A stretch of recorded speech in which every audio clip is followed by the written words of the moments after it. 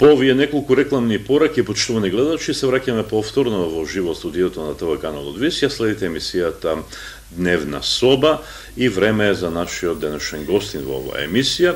Тоа е господинот Ице Преметаров, исцелител.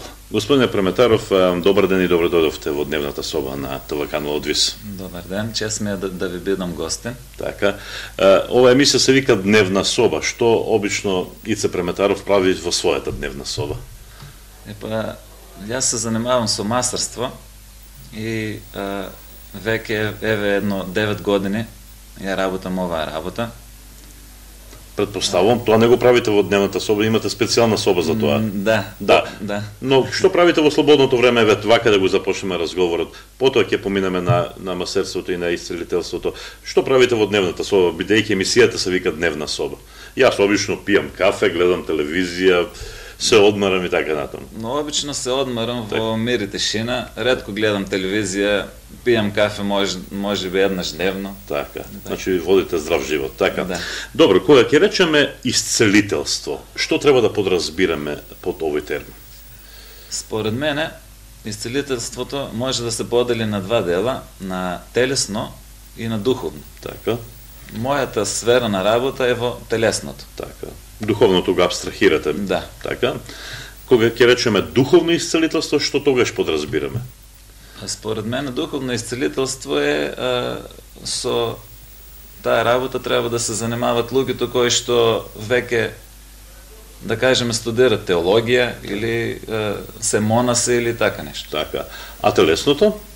Телесното е кога некој има нешто разместено, некои нерви стиснато или некој мускул не функционира како што треба, некој исчешување на некој зглоб. Така.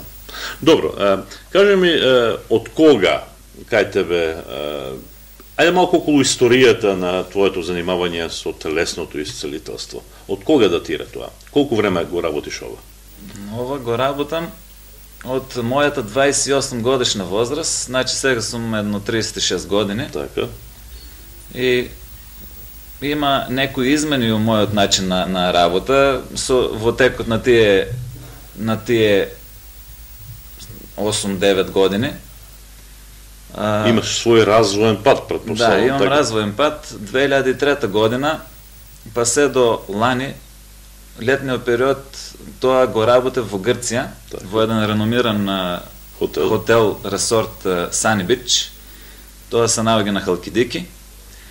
И моето искуство од таму во врстите на масажа, тоа во лимфомасажата, во масажата за набиено, во масажата за луѓе кои што имаат проблеми со крвните садови, сето тоа јас го комбинирам сега со мојата дисциплина, мојата специјалност, тоа е шинатото.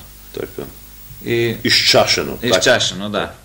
Сега, во моментот, јас работам на еден поинаков начин, да кажеме, отколку лани и полани, бидејќи дома имам посебна просторија, која што ја користам за таа намена, од скоро време, тоа пред 4 месеци, и таму покрај местењето на исчешеното на делот кој што не функционира, после се прави едно 10-15 минути масажи, за да може одма да се види резултатот, да не се чека, да кажеме, еден ден. Така. Добро, интересно тоа да ни кажеш. Како ти ја откри таа предодреденост кај тебе кон мастерството, кон исцелителството телесно? Дали е тоа дарба или тоа се учи? Да. Сега, тука сакам право директен поздрав да упатам до Бургас, Бугарија, до мојот учител Петар Джингарски. И благодарение на тоа што станав пријател со него. Добро. А тоа е? Тоа е исто така мастер? Тоа е работи во Бургас, како што тука работи Шинк. Аха, така, добро. Тоа е работел и во болницата, во ортопедија во Бургас. Бургас е место како Скопје, да кажем, и секој еден го знае. Значи, многу е популарен таму. Причина за тоа што и веќе тој е стар, 87 години човекот. И на себишно ти го предаде тој за неја, така? Да, бев кај него и мене ме учеше за тие реши на мене тука од Струмица да да ме научи на тие работи, бидејќи пред тоа вида дека јас имам некој фат и дека можем со тоа, според негова проценка, би можел со тоа да се занимава. Така, но треба ли одредени предиспозиции за да се занимавате со исцелителство? Треба ли да се познава анатомија на човечкото тело или нешто слично? Сега ова за мене шпанско село. Да. Анатомија на човечкото тело не треба да се познава. Со тек на време, прво јас научив која жила, кој нерв, кој зглоб, како треба да биде поставен, како треба да функционира. После тоа, после 5-6 години од моето искуство, јас отидов да полагам за масар. Така. Значи, пред тоа јас работев, едно 5-6 години, и после тоа сега знам, ја познавам анатомијата на човечкото тело, односно ги познавам, знам да ги кажем имињата на мускулите, на нервите, се разбира се, не, тоа е многу голем. Така. Али главните мускули, главните сплетови на нерви, знам да ги кажем.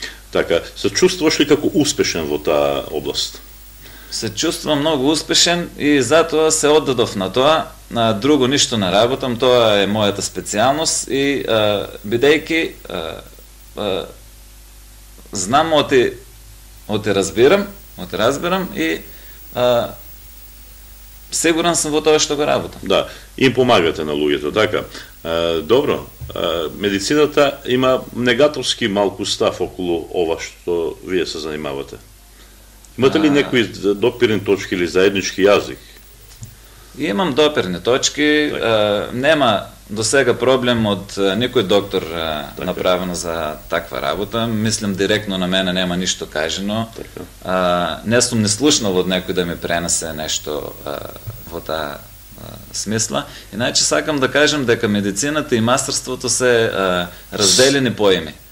Да кажеме, медицината, луѓето кои што студират медицина внатре, општа медицина, да кажеме, не учат како да масират. Не учат многу врсти на масажи или некој може да спомнат нешто, али мастерството е посебна гранка. Веќе во мастерството спаѓа тај масажата, шијацу, акупресурата и многу други работи кои што се изучуват на други места, не во факултетот за медицина.